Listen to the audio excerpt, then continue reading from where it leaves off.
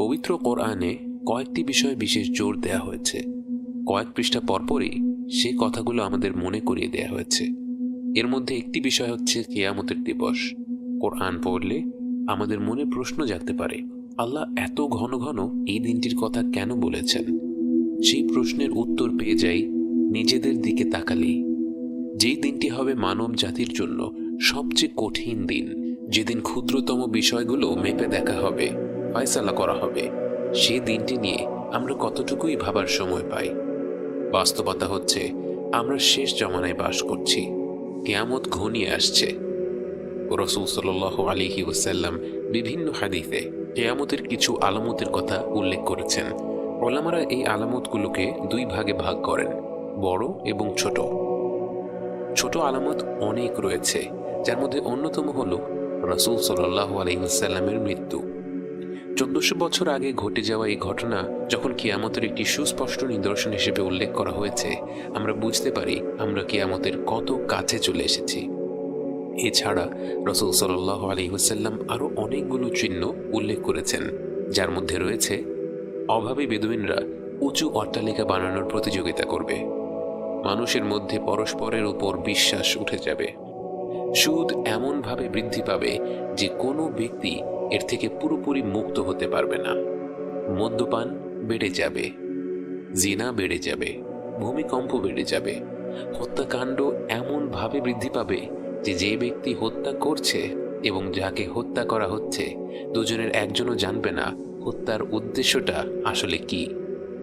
নারীরা কাপড় পরিধান করা সত্ত্বেও বিবস্ত্র হবে, মিথ্যা সাক্ষ্য দেওয়ার প্রচলন থাকবে, জন্তু জানোয়ারেরা এবং নিষ্প্রাণ বস্তু মানুষের সাথে কথা বলবে এবং সবচেয়ে নিম্ন স্তরের লোকেরা সমাজের নেতা হয়ে যাবে। এছাড়াও কিয়ামতের আরো অনেক ছোট আলামত আমরা বিভিন্ন হাদিসে পেয়ে থাকি, কিন্তু কিয়ামতের বড় আলামতগুলো হচ্ছে 10টি। মানব জাতির জন্য কিয়ামতের সবচেয়ে ভয়ঙ্কর আলামত, এমনকি মানব ইতিহাসের সবচেয়ে কঠিন ফিতনা হবে দাজ্জাল। দাজ্জাল 40 দিন পৃথিবীতে রাজত্ব করবে।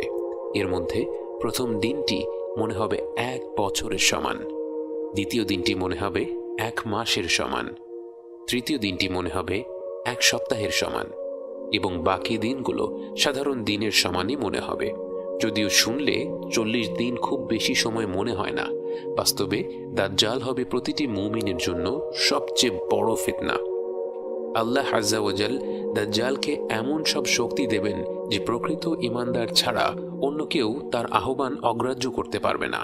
তাই রাসূল সাল্লাল্লাহু আলাইহি ওয়াসাল্লাম আমাদেরকে দাজ্জালের ফিতনা থেকে রেহাই পাওয়ার দোয়া শিখিয়েছেন এবং আরও বলেছেন, যে ব্যক্তি সূরা কাহাফের প্রথম 10টি আয়াত মুখস্থ করবে সেটা তাকে দাজ্জালের ফিতনা থেকে রক্ষা করবে।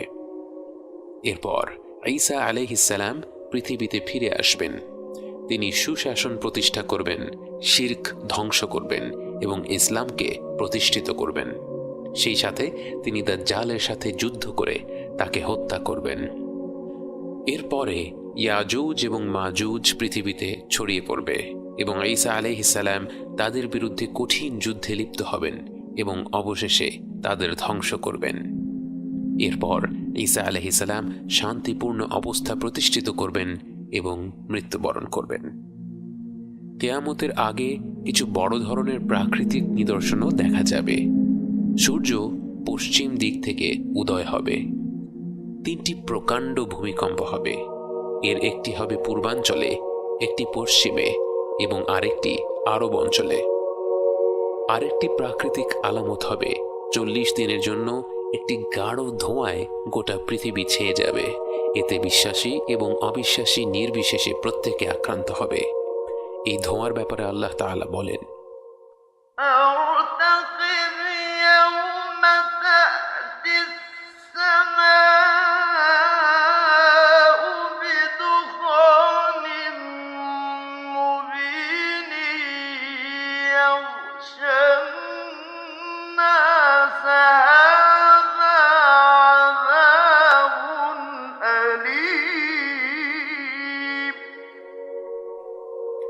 আরেকটি বড় নিদর্শন হল দাব্বাতুল আরদ বা দানবের আগমন, এবং সেই দানব মাটি থেকে উঠে আসবে।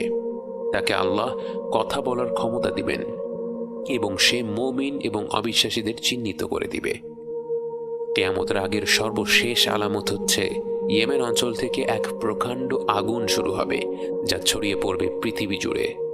এই আগুন পৃথিবীতে অবশিষ্ট সকল মানুষকে একটি প্রান্তরে নিয়ে আসবে। এই শেষ নিদর্শনের পর আরম্ভ হবে কিয়ামত।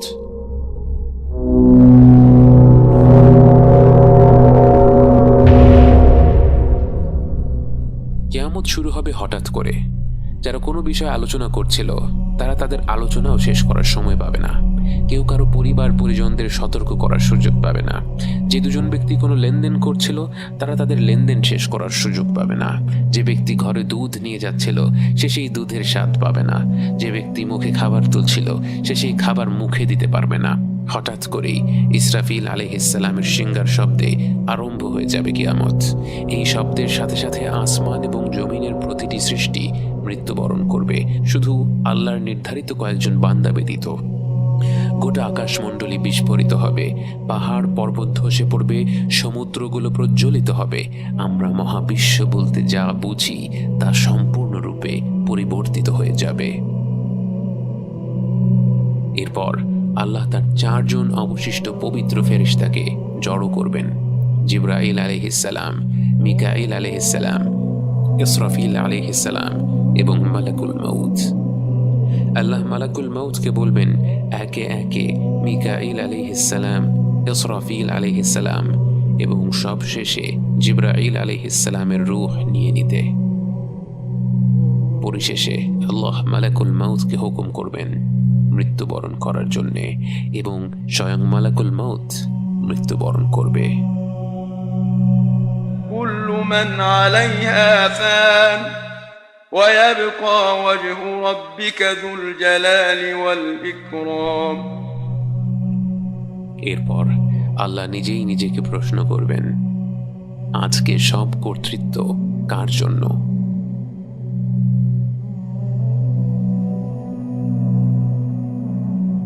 তাকে উত্তর দেওয়ার জন্য কেউ থাকবে না।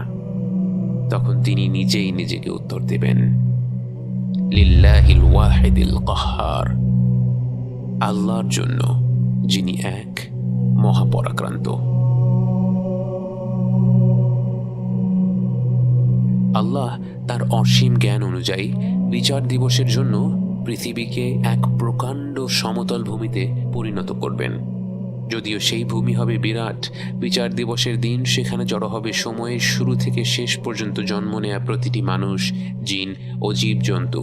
তাই সেই পুরো ভূমিটি ভরপুর হয়ে যাবে। সেই সমতল ভূমিতে গেঁথে আছে হাজার হাজার বছর ধরে কবর দিয়ে আসা মরদেহগুলোর মেরুদণ্ডের একটি ক্ষুদ্র কণা। আল্লাহ সেই ভূমিতে এক বিশেষ বৃষ্টি পাঠিয়ে দেবেন। সেই বৃষ্টির পানি পেয়ে প্রাচীন সেই দেহগুলোর নিশ্চিহ্ন প্রায় অবশিষ্ট অংশ থেকে ধীরে ধীরে বেড়ে উঠবে এক নতুন দেহ। বারজাখের জীবনের ঘুমন্ত আত্মা জেগে উঠবে এই নতুন শরীরে। আবারও সিংহায় ফু দেয়া হলো, কারণ ততক্ষণে ফেরেশতাদের পুনরুজ্জীবিত করা হয়ে গেছে। আবারও এক প্রকাণ্ড শব্দে কেঁপে উঠবে নতুন এই সমতল পৃথিবী। সেই কম্পনের সাথে সাথে আপনি হাত পা ছুঁড়ে বেরিয়ে আসবেন মাটি থেকে। চোখ মুখ থেকে ধুলা মুছে আপনি চারিদিকে তাকাচ্ছেন। অনেক অনেক গভীর ঘুম থেকে উঠে সবকিছু নতুন লাগছে, সবকিছু আশ্চর্যজনক লাগছে। আপনার চারিপাশে অগণিত মানুষের ভিড়, মানুষ, জিন, পশু পাখি, ফেরেশতা চারিদিকে ছোটাছুটি। আপনিও বাকিদের সাথে ছুটতে শুরু করেন। বুঝতে পারেন বিচার দিবস শুরু হয়ে গেছে।